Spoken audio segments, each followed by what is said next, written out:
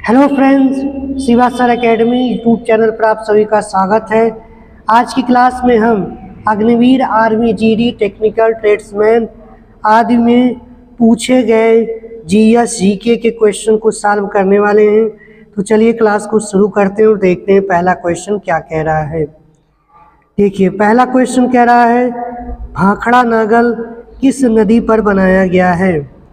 पहला क्वेश्चन आपसे कहा जा रहा है भाखड़ा नांगल बांध किस नदी पर बनाया गया है। ऑप्शन दिया है आपको रवि, सतलुज, कोसी या ब्यास।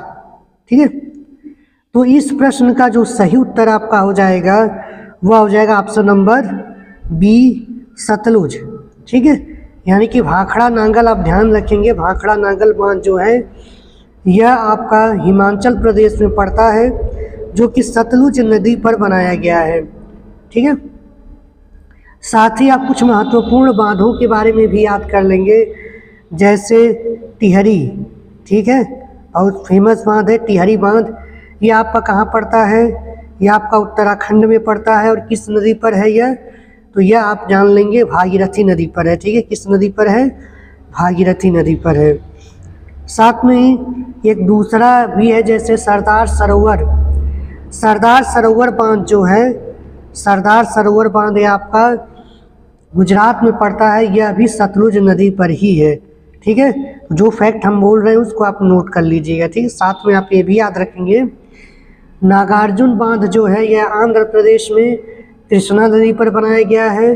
हीराकुंड बांध जो है यह ओडिशा में महानदी पर बनाया गया है। इंदिरा गांधी नहर जो है यह पंजाब में ब्यास और सतलुज दोनों नदियों के संगम पर बनाया गया है। ठीक है, तो ये फैक्ट आप जरूर नोट कर लेंगे, एग्जाम में कई बार इनको रिपीट किया गया है। ठीक है, नेक्स्ट क्वेश्चन पर चलते हैं। नेक्स्ट क्वेश्चन आपसे कहा जा रहा है भारत में सशस्त्र बलों यानी कि जो सैन्य बल होता है उनका सर्वोच्च कमांडर कौन होता है।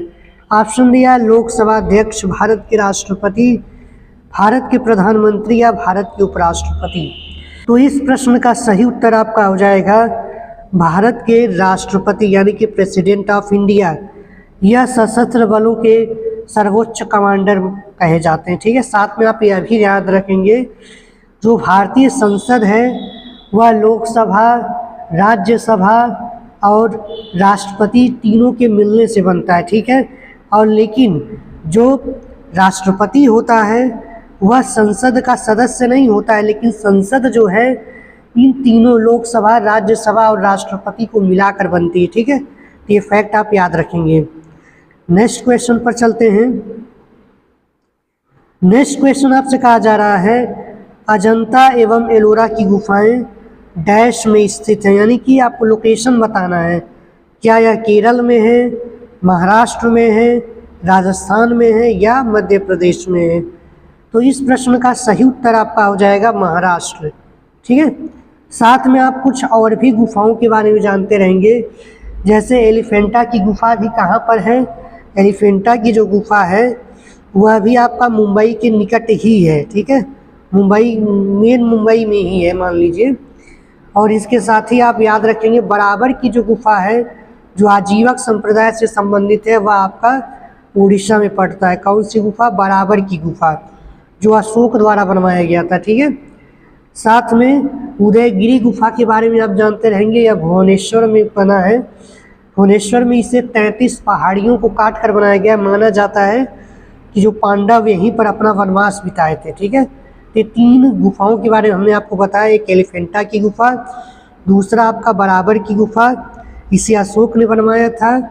यह गुफा उड़ीसा में है, आजीवक संप्रदाय से संबंधित है। एक आपका था उदयगिरी। ठीक है, उदयगिरी की जो गुफा है यह 33 पहाड़ियों को काट कर बनाई गई, जो कि भुवनेश्वर में पड़ती। माना जाता है कि यहाँ पांडवों ने वनवास बिताया था। ठीक है, नेक्स्ट क्वेश्चन पर चलते हैं। नेक्स्ट क्वेश्चन कहा जा रहा है बाबर ने पश्चिम से पहली बार भारत में प्रवेश किया था, यानी कि पश्चिम में किधर से प्रवेश किया था। क्या कश्मीर से, राजस्थान से, पंजाब से या सिंध से।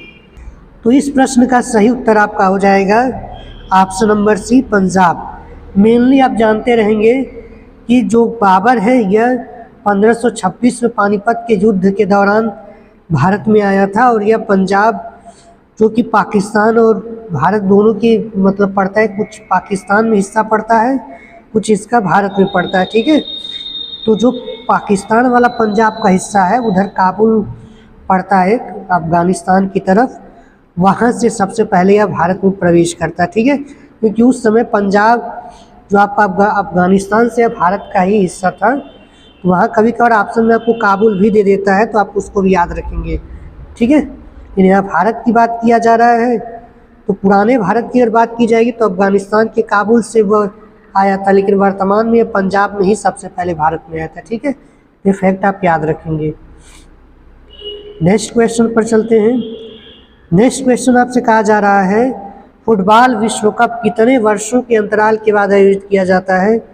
ऑप्शन दिया है 4 साल, 2 साल, 3 साल या 5 साल के बाद। इस प्रश्न का सही उत्तर हो जाएगा ऑप्शन नंबर ए, 4 साल के बाद। ठीक है, नेक्स्ट क्वेश्चन पर चलते हैं। नेक्स्ट क्वेश्चन आपसे कहा जा रहा है, निम्नलिखित में से किस भारतीय राज्य में रेलवे स्टेशन नहीं है? ठीक है, यानी कि एकमात्र एकलौता राज्य है जहाँ पर कोई भी रेलवे स्टेशन नहीं है। ऑप्शन दिया है आपको हिमाचल प्रदेश, गोवा, नागालैंड या सिक्किम। तो इस प्रश्न का जो सही उत्तर आपका हो जाएगा option number D, Sikkim. Sikkim एकमात्र ऐसा राज्य है जहाँ पर कोई भी रेलवे स्टेशन नहीं है, लेकिन यहाँ पर यातायात के लिए हवाई अड्डे बनाए गए हैं। ठीक है, और यह जो राज्य अपनी सुंदरता के लिए, प्राकृतिक दृश्यों के लिए प्रसिद्ध है। ठीक, नेक्स्ट क्वेश्चन पर चलते हैं। नेक्स्ट क्वेश्चन आपसे कहा जा रहा है कि 1994 में दक्षिण अफ्रीका के पहले अश्वेत राष्ट्रपति कौन बने थे? ऑप्शन दिया है Nelson Mandela, Desmond Tutu, Robert Mugabe, Milton Obote. तो इस प्रश्न का सही उत्तर आपका हो जाएगा option number A, Nelson Mandela. Nelson Mandela जो थे वह दक्षिण अफ्रीका के पहले अश्वेत राष्ट्रपति बने थे। ठीक है, नेक्स्ट क्वेश्चन पर चलते हैं। नेक्स्ट क्वेश्चन कहा जा रहा है कि सबसे छोटा महाद्वीप कौन सा है?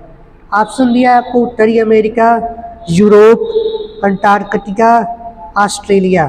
ठीक है, तो इस प्रश्न का जो सही उत्तर आपका हो जाएगा वह हो जाएगा ऑस्ट्रेलिया। ठीक है, ऑस्ट्रेलिया सबसे छोटा महाद्वीप है।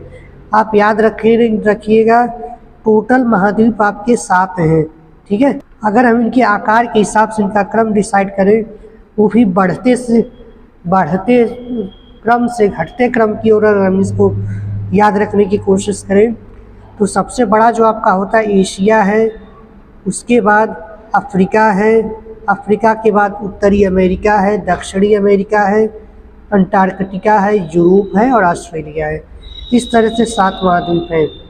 पहले एशिया, अफ्रीका, उत्तरी अमेरिका, दक्षिणी अमेरिका, अंटार्कटिका, यूरोप और ऑस्ट्रेलिया।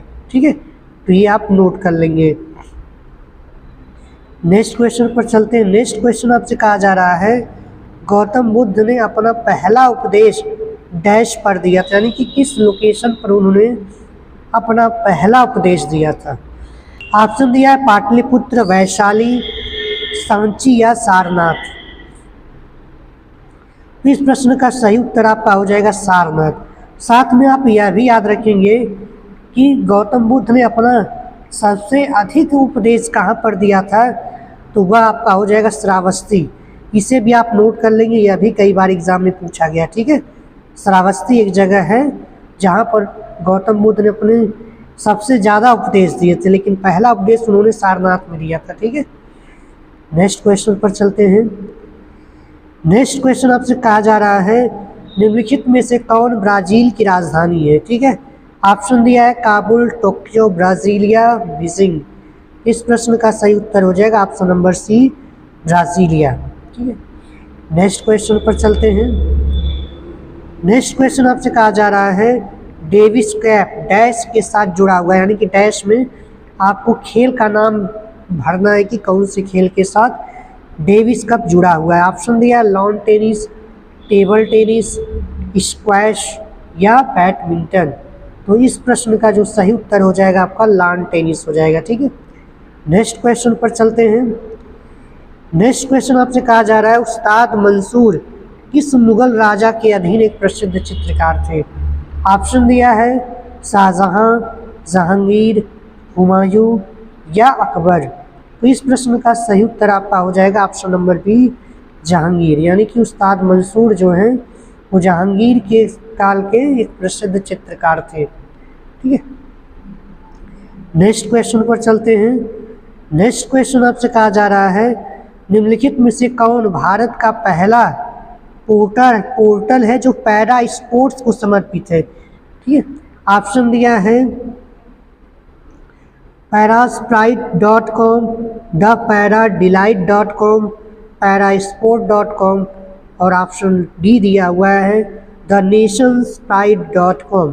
तो इस प्रश्न का सही उत्तर हो जाएगा option number D, the nationspride.com। यह किसका पोर्टल है? पैरा स्पोर्ट्स को समर्पित पोर्टल है। ठीक है, लास्ट क्वेश्चन पर चलते हैं।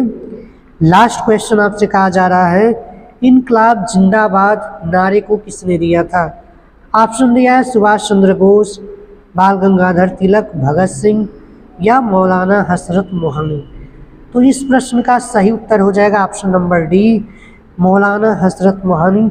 और यह क्वेश्चन आपके लिए कंफ्यूजन क्रिएट कर सकता है क्योंकि इनकलाब जिंदाबाद जो नारा है वह मौलाना हसरत मोहनी द्वारा दिया गया था, लेकिन फेमस इसे बनाया था भगत सिंह ने। ठीक है, यानी कि ज़्यादातर इसका इस्तेमाल भगत सिंह ने किया था, लेकिन यह नारा मौलाना हसरत मोहनी द्वारा दिया गया था।